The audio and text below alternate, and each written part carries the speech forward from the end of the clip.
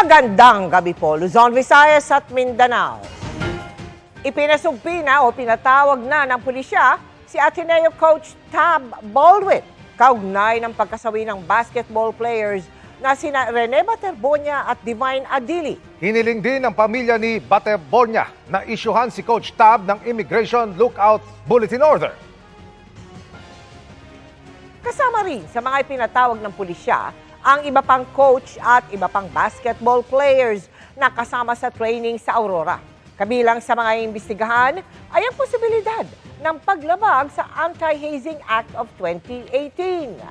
Kasabay niyan, hiniling ng abogado ng pamilya ni Baterbonia sa Department of Justice o DOJ na ilagay sa Immigration Lookout si Coach Tab habang gumugulong ang imbestigasyon. Ayon naman sa National Bureau of Investigation o NBI, may foul play man o wala, maituturing pa rin krimen kung may nasawi dahil sa kapabayaan. Nanawagan din ang palasyo ng agarang investigasyon sa trahedyang nangyari sa Aurora. Kahit walang nakikitang foul play ang Aurora Police, iginiit ang National Bureau of Investigation na maituturing pa rin krimen ang pagkasawi ni Rene Baterbonia at Divine Adili kung dahil sa kapabayaan.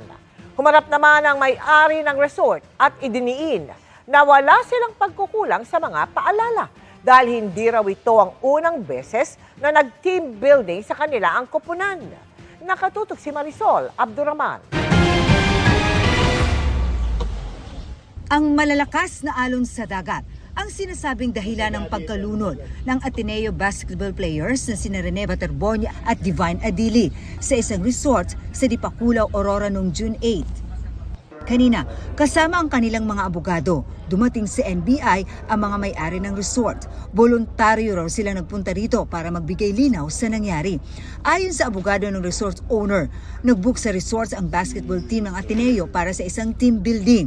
Binubuo raw ito ng mga player at kanilang coaches. Part of the briefing and the engagement or the booking that there will be no photos or videos taken. Base lang po sa kwento ng mga kliyente natin, ano yung na-observe nila before yung insidente? Normal team building activity. I've seen some videos and they looked normal, happy. Alam daw ng basketball team ng Ateneo ang sitwasyon sa lugar bukod sa mga paalala ng resort. Sa possible risk, hindi rin daw ito ang unang pagkakataon na nagsagawa ng team building sa nasabing resort ang team ng Ateneo.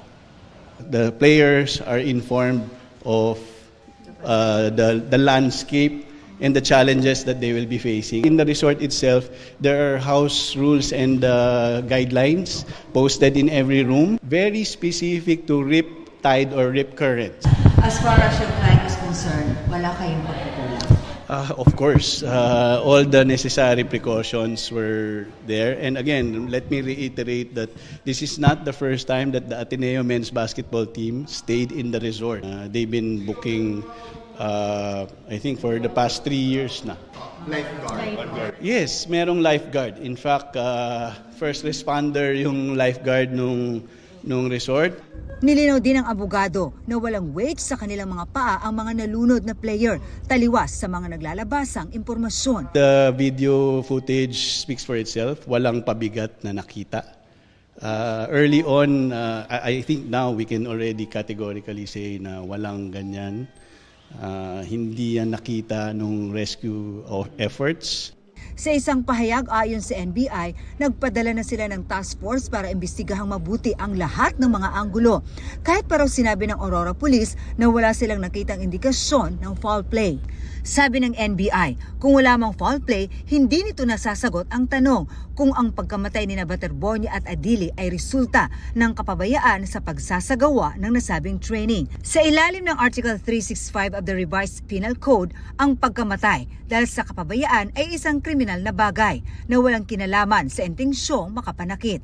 Ayon sa NBI, kapag ang aktibidad ay inorganisa at pinahintulutan ng paaralan para sa mga estudyante, ang mga namamahala ng nasabing aktibidad ay may responsibilidad sa pangangalaga sa mga kalahok. Kabilang daw sa mga anggulong titingnan ay kung ano ang panganib ng lokasyon at ang kondisyon ng dagat kung na-assess ng mabuti. Maging ang Malacanang, nagsalita na rin sa nangyaring trahedya. Kailangan po talaga ng agarang pag-iimbestiga rito dahil hindi po naging maganda ang naging resulta ng sinasabing training. Of course, hindi po natin kailangan i-preempt or mag-prejudge dito. So, kailangan po talaga ng agarang investigasyon. Marisol Abduraman, Nakatutok, 24 Oras.